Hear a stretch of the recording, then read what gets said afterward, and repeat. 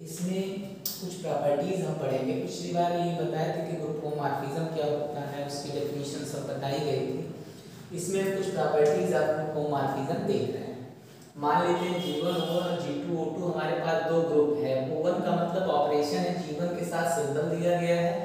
O2 जो है वो G2 के साथ जो है सिंबल दिया गया है, यानी G2 O2 ऑपरेशन के साथ एक ग्रुप फॉर्म करता है। E1 G1 की आइडेंटिटी है और E2 जो है वो G2 की आइडेंटिटी है। मतलब E1 and E2 be the identity of G1 and G2 respectively.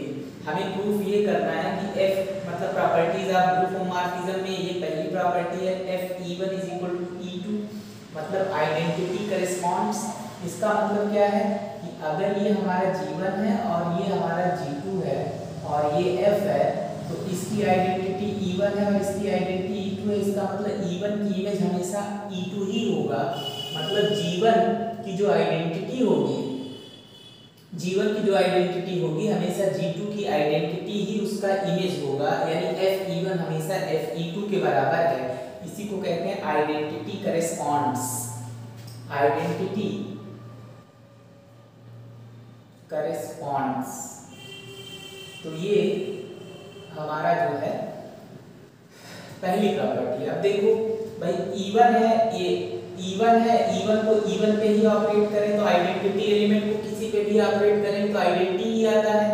और O1 ऑपरेशन इसलिए ले लिए क्योंकि G1 जो है वो इसका ऑपरेशन O1 है, तो इसका मतलब E1 और O1 को ऑपरेट करें, अगर दो बार ऑपरेट करेंगे तो फिर से E1 ही आएगा। F लगा सकते हैं क्योंकि मैप की कंडीशन है, F चूंकि एक मैप है और हमें पता है कि x1 और x2 अगर बराबर है तो उनकी इमेजेस भी बराबर होती है। मैप की डेफिनेशन है, मैप में आप लोग देखेंगे बिकॉज लिख सकते हैं F इज ए मैप। तो ये दोनों साइड F लगा सकते हैं। अब F एक ग्रुप होमोमॉर्फिज्म है और ग्रुप होमोमॉर्फिज्म की अगर डेफिनेशन आप लोग पीछे देखे हैं तो ये बताया गया है कि अगर A O1 B है तो ये हो जाएगा Fa O2 Fb हो जाता है। तो इसका मतलब Fe1 O2 हो जाएगा और Fe1 हो जाएगा, इसको ऐसे लिख दिया गया। अब ये एलिमेंट Fe1 है कहाँ का? Fe1 एलिमेंट वास्तव में है G2 का, तो और E2 जो है वो G2 की आइडेंटिटी है। तो किसी भी एलिमेंट अगर G2 के किसी भी एलिमेंट पे आइडेंटिटी एलिमेंट को ऑपरेट कर दें तो कोई इफेक्ट पड़ता नहीं है। इसका मतलब ये Fe1 O2 E2 लिखा जा सकता है because E2 is identity element है, E2 is identity of G2। अब लेफ्ट कैंसिलेशन लॉ लगा देते हैं तो Fe1 से Fe1 कैंसिल हो जाएगा क्योंकि ग्रुप होमोमॉर्फिज्म में लेफ्ट कैंसिलेशन लॉ यूज करता है। ये कैंसिल हो गया तो Fe1 बराबर तुम्हारा आ गया E2। तो ये पहली प्रॉपर्टी है। दूसरी प्रॉपर्टी देखो, दूसरी प्रॉपर्टी में हम ये बता रहे हैं कि Fa inverse is equal to Fa का इनवर्स। इसका मतलब ये है कि किसी भी एलिमेंट का इनवर्स निकालो और उसकी इमेज निकालो या इमेज निकाल के तब इनवर्स निकालो, कोई फर्क नहीं पड़ेगा। इसी को कहा जाता है इनवर्सेस करेस्पॉन्ड्स। इसी को बोला जाता है इनवर्सेस करेस्पॉन्ड्स। मतलब क्या है देख लो, जैसे मान लो ये तुम्हारा एलिमेंट A है, तो A एलिमेंट तुम्हारा G1 का है। A इनवर्स अगर निकाल लो तो भी G1 का ही एलिमेंट होगा। कहने का A की इमेज तुम्हारी क्या आ जाएगी Fa, तो Fa जो है और A इनवर्स की इमेज क्या आ जाएगी Fa इनवर्स हो जाएगा। इसका अब इनवर्स निकाल लो तो इसका मतलब Fa का जो इनवर्स होगा, चाहे इनवर्स निकाल के तब इमेज निकालो या इमेज निकाल के तब इनवर्स निकालो, दोनों आपस में बराबर है। इसी को कहा जाता है कि इनवर्सेस करेस्पॉन्ड्स, या इसी को कहा जाए कि image of inverse of A, मतलब image of inverse of A के इनवर्स की इमेज या inverse of image of A, मतलब इमेज ऑफ ये इमेज A है और इसका इनवर्स, दोनों आपस में बराबर है। ये हमें प्रूव करना है। तो ये सिंपल सा है कि हमें पता है कि A अगर G1 का एलिमेंट है और A अगर G1 का एलिमेंट है तो A इनवर्स आइडेंटिटी के बराबर होगा। क्यों? क्योंकि किसी भी एलिमेंट को उसके इनवर्स पे ऑपरेट करें तो आइडेंटिटी हो जाएगा। फिर दोनों साइड F लगा सकते हैं because F is A map, F एक मैप है और इसलिए F, अब यहाँ पे F क्या है बताओ? F एक ग्रुप होमोमॉर्फिज्म है। F is a group homomorphism. तो इसका मतलब F अगर ग्रुप होमोमॉर्फिज्म है तो FaO2 Fa इनवर्स हो जाएगा बराबर Fe1 आइडेंटिटी के बराबर होगा। पहली प्रॉपर्टी प्रूफ की है Fe1 E2 के बराबर है। इसका मतलब ये हो जाएगा Fa इनवर्स E2 के बराबर है। मतलब हो गया कि दो एलिमेंट का अगर इनवर्स, दो एलिमेंट को अगर ऑपरेट करें और आइडेंटिटी के बराबर आ गया तो दोनों एक दूसरे के क्या है, इनवर्सेस हैं। यहां से हम ये कह सकते हैं कि ये इंप्लाई करेगा कि Fa and Fa inverse are inverses of each other. ये एक दूसरे के इनवर्सेस हैं और इसलिए इसका जो इनवर्स होगा वो Fa इनवर्स के बराबर हो जाएगा। तो एक पार्ट ये तुम्हारा दूसरी प्रॉपर्टी इसकी प्रूफ हो गई। इसी तरीके से हम तीसरी प्रॉपर्टी भी प्रूफ कर सकते हैं। तीसरी प्रॉपर्टी क्या है, a की पावर n की इमेज निकाल लो या Fa का निकाल लो, तब a पावर n लगा तो दोनों आपस में बराबर है। इसी को कहा जाता है इंटीग्रल पावर ऑफ a का इमेज या इमेज का इंटीग्रल पावर, दोनों आपस में बराबर होता है और n पॉजिटिव नेगेटिव कुछ भी हो सकता है। इंटीजर है, ध्यान रहे n is a positive integer, मतलब n एक इंटीजर है, कुछ भी हो सकता है। तो पहला केस अगर n बराबर 0 है तो a की पावर 0 और Fa की पावर 0 बराबर होगी क्योंकि दोनों आइडेंटिटी है। ये आइडेंटिटी E1 हो जाएगा और ये E2 हो जाएगा, दोनों आपस में बराबर है। अगर n इस पॉजिटिव इंटीजर है, अगर n पॉजिटिव इंटीजर है तो a की पावर n को कितनी बार लिख सकते हैं, n बार। ये टोटल कितनी बार है, n टाइम्स a01 a ये हो जाएगा। अब F एक ग्रुप होमोमॉर्फिज्म है because F is a group homomorphism. F एक ग्रुप होमोमॉर्फिज्म है तो ये क्या हो जाएगा, FaO2 Fa O2 Fa O2 operation है क्योंकि Fa एलिमेंट G2 का हो जाता है। अब ये कितनी बार है बताओ, n टाइम्स, तो Fa की पावर n हो गया। ध्यान रहे ये तब सही है जब n पॉजिटिव इंटीजर है। अगर n हमारा नेगेटिव इंटीजर हो जाए, n अगर नेगेटिव इंटीजर होगा तो n बराबर -n के बराबर होगा। जैसे n 0 से अगर बड़ा है, जैसे मान लो n अगर -4 है तो अगर 4 को हम m कहें तो n बराबर क्या हो जाएगा, -m। लेकिन m क्या है, 4 है, यानी m हमेशा पॉजिटिव होगा। अब Fa की पावर n को क्या लिख सकते हो बताओ, Fa की पावर n को लिखा जा सकता है Fa की पावर -m, क्योंकि n की जगह -m लिख सकते हैं। और ये Fa इनवर्स की पावर n हो जाएगा। क्यों हो जाएगा, क्योंकि a की पावर -m को a इनवर्स इनटू -m तो लिख ही सकते हैं। अब देखो Fa इनवर्स की पावर n हो जाएगा इस रूल से कि अगर Fa की पावर n है तो Fa की पावर n हो जाता है। अगर n एक पॉजिटिव इंटीजर है, n के बारे में हमें पता है कि पॉजिटिव इंटीजर है और इसलिए Fa इनवर्स की पावर n हो जाएगा। अब f पहली प्रॉपर्टी से दूसरी प्रॉपर्टी से देखो, Fa इनवर्स बराबर Fa का होल इनवर्स हो जाता है। अभी प्रॉपर्टी प्रूफ किए हैं, Fa इनवर्स हो जाएगा, पावर n हो जाएगा, m और माइनस इस दोनों को मल्टीप्लाई करें Fa की पावर -m हो जाएगा। -m को क्या कहते हैं, m कहते हैं। इसका मतलब ये नेगेटिव इंटीजर के लिए भी क्या है, सही है। तो ये हमारी सिंपल सी प्रॉपर्टी है, एक थ्योरम है। इसकी अगली प्रॉपर्टी भी कह सकते हो, चलो चौथी प्रॉपर्टी है कि if H1 and H2 are subgroups of group G1 and G2 respectively, then direct image of H1 under F and inverse image of H2 under inverse image of H2 are subgroups of G2 and G1 respectively।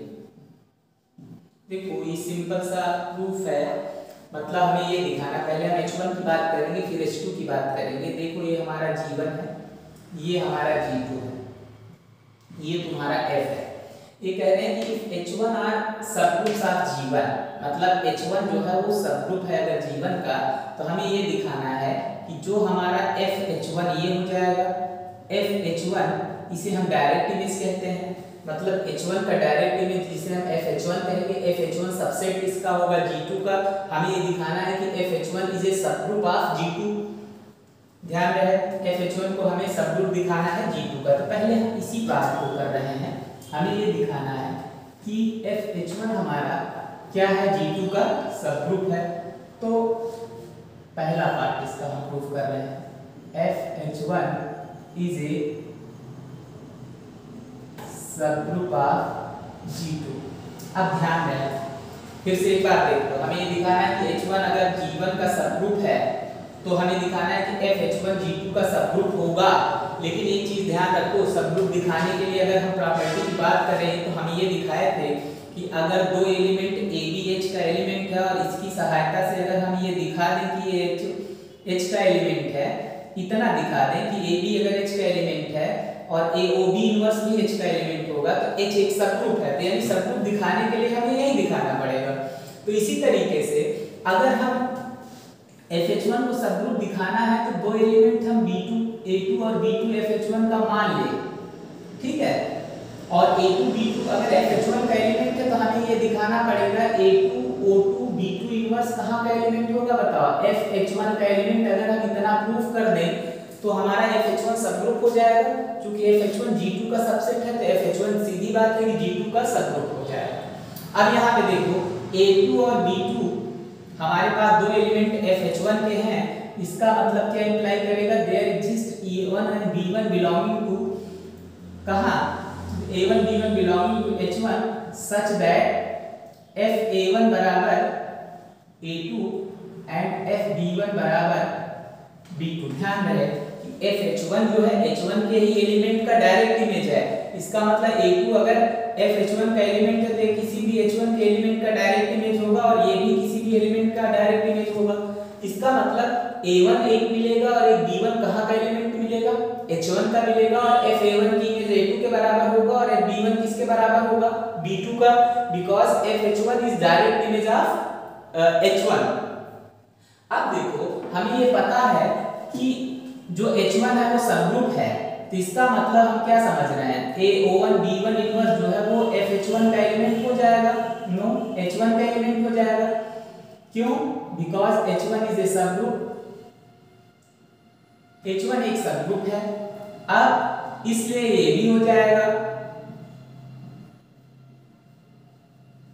ये map की condition है भाई, direct image की condition है कि x अगर A का element है तो इंप्लाई करता है कि Fx हमेशा Fa का एलिमेंट होगा। मैप में ऐसा है तो इसका मतलब है अगर x A का एलिमेंट है तो F दोनों साइड लगा सकते हैं। F के बारे में पता है कि F एक ग्रुप होमोमॉर्फिज्म है, तो ऐसे भी लिखा जा सकता है। क्यों, because F is a group homomorphism, ठीक है। इसको क्या लिख सकते हैं, A1 ऐसे लिखा गया, ये O2 हो जाता है और AFB1 पूरे का इनवर्स हो जाता है भाई। प्रॉपर्टी है, अभी हम प्रॉपर्टी ऑफ ग्रुप होमोमॉर्फिज्म में जो दूसरी प्रॉपर्टी करें, इनवर्सेस करेस्पॉन्ड्स लिख सकते हो, इनवर्सेस करेस्पॉन्ड्स। अब FA1 क्या है बताओ, A2 है और ये तुम्हारा B2 है और ये तुम्हारा हो जाएगा A2 O2 B2 inverse FH1 का एलिमेंट हो गया। तो हमें यही दिखाना था, दो एलिमेंट हम FH1 का लेके और ये दिखा दिए कि ये एलिमेंट FH1 का एलिमेंट है, तो इसका मतलब FH1 सबग्रुप हो गया। सबग्रुप की यही कंडीशन हम पहले भी बता चुके हैं। तो ये तुम्हारा पहली प्रॉपर्टी, इसके पहला पार्ट हो गया। इसमें एक पार्ट और भी है, यहाँ से लिख सकते हो therefore FH1 is a subgroup, इसका सबग्रुप है आप G2। अब इसमें एक प्रूफ और है, इसका सेकेंड पार्ट है। देखो हमें ये दिखाना है, ये तुम्हारा हो गया G1, ये हो गया G2, ये तुम्हारा H2 है। देखो H2 is a subgroup of G2, लिखा है ना, H1 and H2 are subgroups of G1 and G2 respectively. का मतलब H1 और H2 क्रमशः G1 और G2 के सबग्रुप है। मतलब H1 G1 का सबग्रुप है और H2 किसका सबग्रुप है, G2 का सबग्रुप है। इसका मतलब ये G2 का सबग्रुप है, तो इसका इनवर्स इमेज कहाँ आ जाएगा बताओ, कि अगर F इमेज है तो इसके बीच में जो F इनवर्स मिलेगा, तो जो तुम्हारा ये मिलेगा ये F इनवर्स H2 हो जाएगा। और F इनवर्स H2 जो है वो किसका सबग्रुप हो जाएगा बताओ? G1 का। यही दिखाना है। अब सबग्रुप दिखाने के लिए फिर से यही कंडीशन हमें दिखाना पड़ेगा। तो दूसरा पार्ट हम इसका प्रूफ कर रहे हैं। सेकेंड पार्ट है F inverse H2 is a subgroup of G1। तो सबग्रुप दिखाने के लिए दो एलिमेंट हम G1 का ले लेते हैं। Let C1, D1 belonging to F inverse H2। दो एलिमेंट हम यहाँ का लेंगे। अब हमें दिखाना ये पड़ेगा कि C1 O1 D1 inverse belonging to F inverse H2, यही दिखाना पड़ेगा। ये हमें दिखाना है। अब देखो, अगर C1 D1 एलिमेंट है तो इसका मतलब FC1 और FD1 एलिमेंट कहाँ का हो जाएगा? H2 का, क्योंकि F इधर चला आता है। ध्यान रहे, X अगर F इनवर्स A का एलिमेंट है तो ये दोनों साइड से इंप्लाई करता है कि Fx A का एलिमेंट होगा। ये इनवर्स इमेज की डेफिनेशन है। अब FC1 O2 FD1 पूरे का इनवर्स बिलोंगिंग टू H2। क्यों? ये ध्यान है, इसके सामने लिखना है। ये तो तुम्हारा है नहीं, और इसके सामने ये लिखना है कि F is a group homomorphism. No, because H2 is a subgroup. इसका सबग्रुप है G2 का।